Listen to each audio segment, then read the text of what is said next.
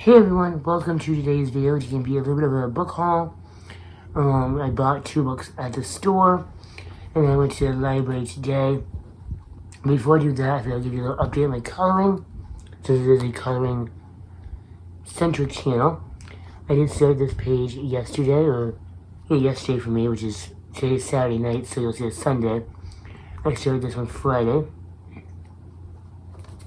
So I started this one. So I'm almost done with the pumpkin guy, but I feel I'll give you a small update on what I was coloring.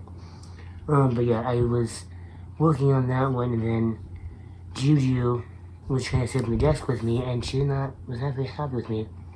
So, I have some battle scars, and I didn't get any more done on my picture.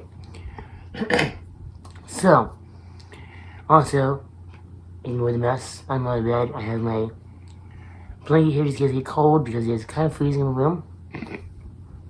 I got this one the other week at Walmart. It was like $8. It's like super soft, but I thought it was a big one, and it's a throw blanket. I always make that mistake, you like a throw blanket instead of like a big blanket, because I need a big blanket for my bed. But anyways, I got 2 books from Walmart. The first one is R.L. Stine's Garbage Pail Kids.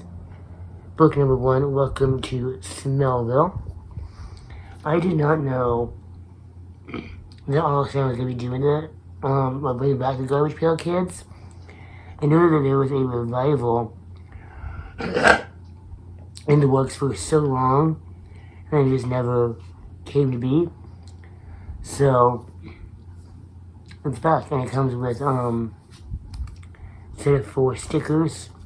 I'm not going to sit here and open them.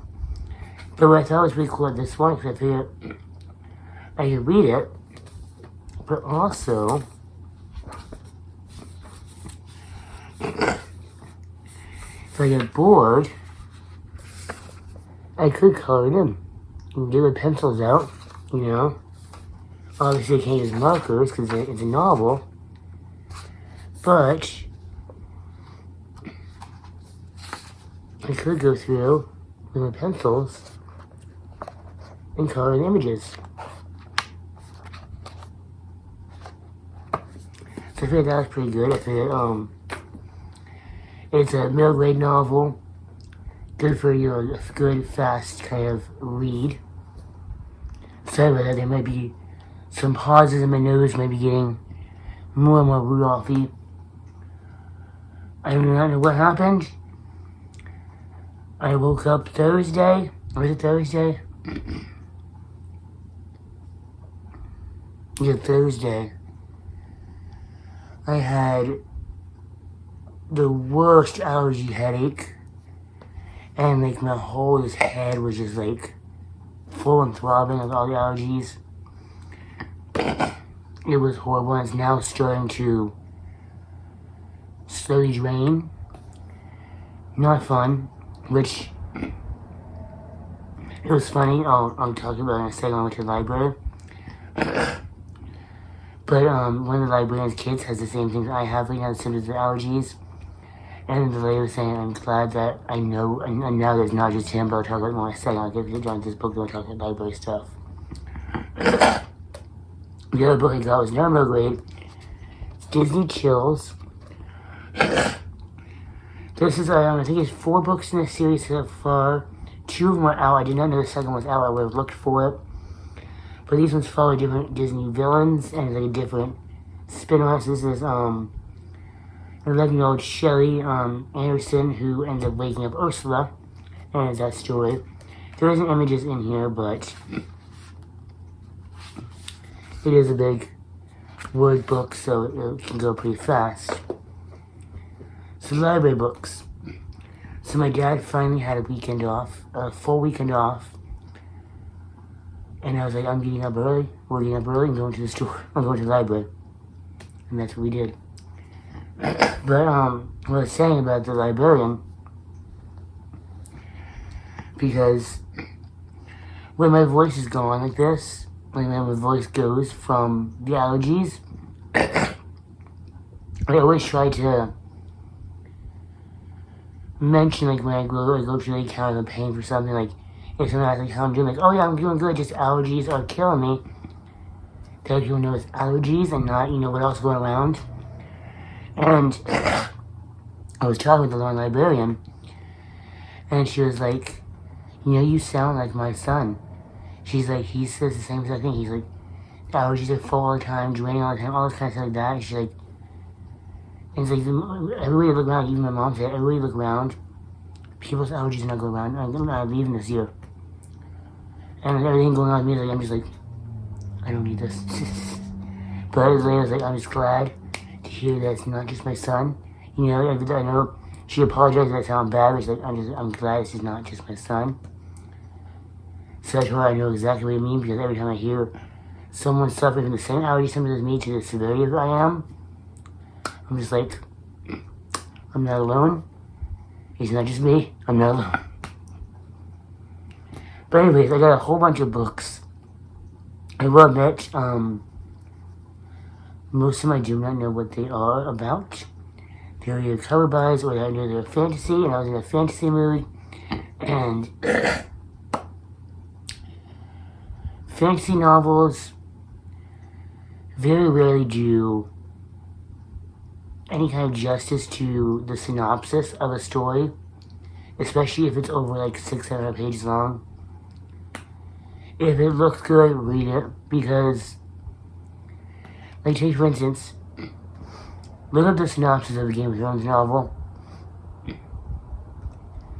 It has almost virtually nothing. It has something to do with the book, but, like, if you've read a book, a Game of Thrones novel, and a synopsis of it, you feel like the synopsis is, like, he's, like, brushed with a fine-tooth comb trying to pick out, like, this small detail, this small detail, this small detail. So I browsed the back of each book. If it sounded interesting, I picked it up. The one book in here, it's multiple books actually, and it's huge. I've been eyeing this book up for a while. This book was in the new release section back when my library was doing 14-day new books only. Now new books, you can have that for the normal loan period, and you can renew. I could not even think of putting a dent in this book in 14 days, even when I was reading good, so I always passed it up. But it's out of the new book section. It was up on the regular top floor with all the science fiction fantasy, and I've been wanting to read this author for so long, and that is, I'm not going to hold this book up for long, so it'll be a good book. The Earthsea Novels or Stories by Ursula K. Le Guin. And this is the complete illustrated edition. So it is illustrated throughout. Excuse me, I will take a bit. It is illustrated throughout. Your map. Excuse me. Let's see if I can find, there we go. So this illustration is throughout the novels. I've been dying so hard to read Ursula K. Le Guin. There's a booktuber who I follow here on YouTube. They primarily read science fiction novels. The channel is Colonati here on YouTube, and they will always talk so highly of Ursula K. Le Guin. So, and this is the only Ursula K. Le Guin my library has, even in interlibrary loans that I could find. So if I enjoy this, I may just go on Thrift Books and purchase her a whole bunch of her books. So I do know she is no longer with us. I think she passed away last year. Excuse me. So I'm so excited to read this.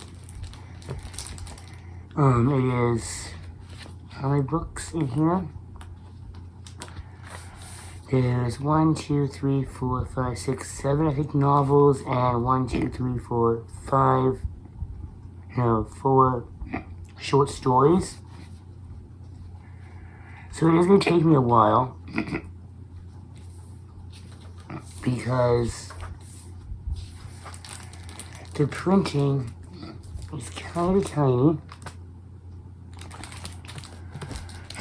but my goal is, by the time I return the books, to have the first novel done in the OC series, the saga, which is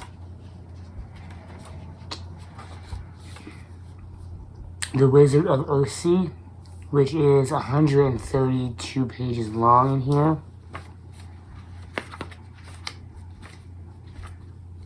Which really isn't too bad. It's 130 pages. It's right up here. But I've seen this, it's like, I'm getting it. I almost killed myself going down the stairs with that. Because I think I kind of had like 4 or 5 books, and they took away the hand baskets because of COVID. So I'm carrying the books down the steps like this, and like have my hand in front of it. So I'm trying to concentrate on this, go down about like 20, 30 wood steps at like 11 o'clock in the morning.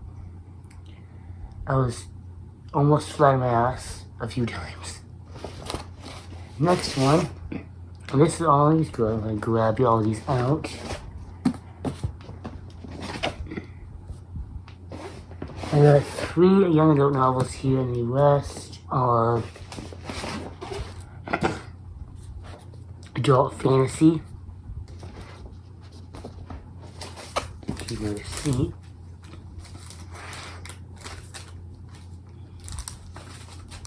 So I know when to return them, or to renew them. So there are 2 of these here I'm not going to go through, only because they're sequels. Which is The Dazzling Heights and The Towering Sky. I recently rewatched a very spoilery, in-depth review of the 1000th Floor, which is book 1. I reread it, and I read that book a while ago. Loved it. This is kind of like Pretty Little Liars meets Gossip Girl, set in a 1,000-story sky-rise apartment complex. So good. So yeah, I grabbed the second and third one. These ones are quick reads. They go jump between a few different characters. But a lot of times, chapters are literally like, 1, 2, 3, 4, 5, 6, 7 pages long. So I am excited to see how this series concludes. And I picked up The Smoke Thieves by Sally Green. Sally Green has written one of my all-time favorite series, which is the Half Bad Trilogy. Everyone needs to read that series. It is so good. I've tried to read this one before, but I think it was either when we were going to move, or there was a hold on it and I couldn't finish it. But her writing is really, really good as well. And this one tells the story of 5 young adults. So it kind of bounces back and forth. Probably pick up this one first out of all of them. Not 100% certain, but I just love myself some Sally Green. So of the new release books, I picked up The Obsidian Tower. This is by, these books here are by Catherine McGee. And then, yeah, you say that was by Ursula K. Le Guin, I said that. This is The Obsidian Tower by Melissa Caruso. This one sounds it sounds like something I've seen before, like in a movie. So I know it's been like a movie adaptation already. No? It says 2020. But it's about this tower that a room has been sealed off by magic for 1,000 years, and a new a warden comes to protect it, aka I think a main character, and boom, the door opens. So it kind of goes from there.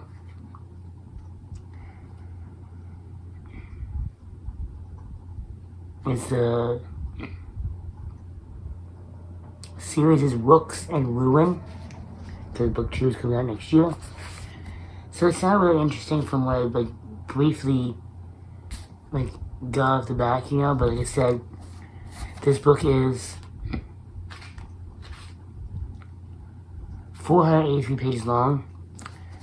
There's no way you can describe that book in this right here. So when it comes to fantasies, I usually just skim it. If it sounds interesting, I pick it up. Next one.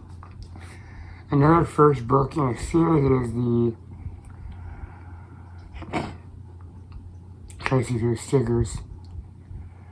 The Legacy trilogy is Legacy of Ash by Matthew Ward. And this one also sounds really good as well. It has multiple perspectives. So you have a Republican champion, You have the perspective of the victor, who is the champion. You have the perspective of his sworn enemy. And then you have the perspective of the enemy's sister. And it's about a war spreading across this land. Right on the top, just as the top right here, it got me on the blurb. It had an epic tale of intrigue and revolution, soldiers and assassins, ancient magic, and the eternal clash of... can't see the stickers in there. But it has Legacy of Ash is the first in an unmissable debut trilogy. So it sounds so good, and I'm a sucker for maps. You put a map in a fantasy novel, I'm gonna pick it up. Don't know why. So good, you have a little drink break. I have my tried and true orange Gatorade, favorite flavor hands down. This one here, full on cover pickup, is by Justin T. Call, Masters of Sorrows. Look at that cover.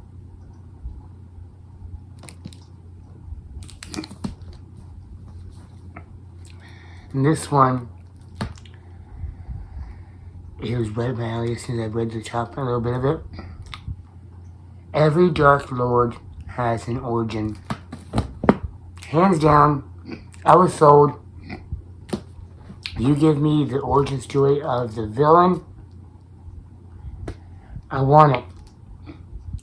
Because fantasy novels give us sometimes such one-dimensional characters, especially in high fantasy, because there's so many characters. So you always have the good character, the bad character, and everyone in between is either a woman of the night, an assassin, a mercenary for hire. All the ones that their morals are kind of mixed, everything like that. But you never really get to see, excuse me, that was burp accent, so I could not hold that one in. Excuse me. But you never really get to see what made villains in high fantasy villains, or what made good guys the good guys, you know what I mean? And just the idea of that sounds amazing. And then you read down even further, it has, you've heard the story before. An orphan boy, raised by a wise old man, comes to a fuller knowledge of his magic and uses it to fight the great evil threatening his world. But what if that hero was also destined to become the new Dark Lord? They are also then turned into an anti-hero.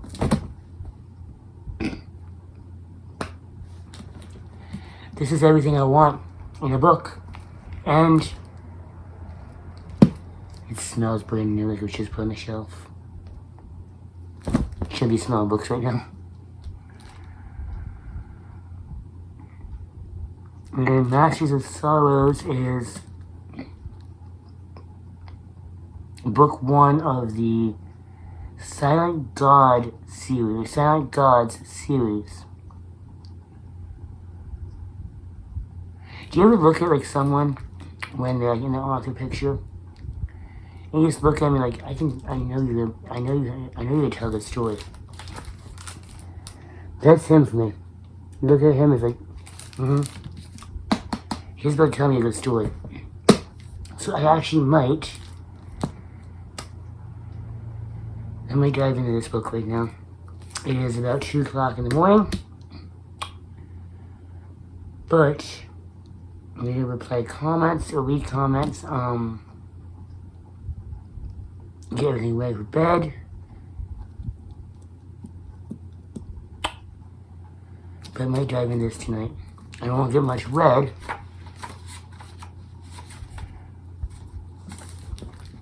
And there's a map. Sorry. I love maps in fantasy books. I love them. So yeah, I think that's going to be my night. I'm going to go ahead and end this, edit this together while I am reading comments. And then crawl into bed and read some of this. I am still working my way through Midnight Sun. But I can read most books at once, so especially when I know the source material of Midnight Sun. But yeah, because this book is just, I may have to purchase this book. I might have to, depending on how good it is. I will give it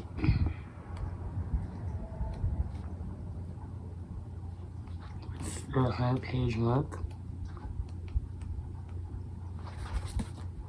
In chapter 13. If it's good by then, I'm just gonna purchase it. Because there's just something about this book, you hold my hands like this is gonna be a good one. So I'm gonna end my night and read because I'm excited to read. Hope you'll have, hope you all have had an amazing weekend. Hope you're staying safe out there in the world. And starting next week, we have a new page for the color along. And I'm going to try to film a part or 2 of my comic book collections for you all. So I hope to see you in the coming weeks, and I hope you have an amazing day, and until next time, I don't know how to end this. So I hope to see you guys in the next video.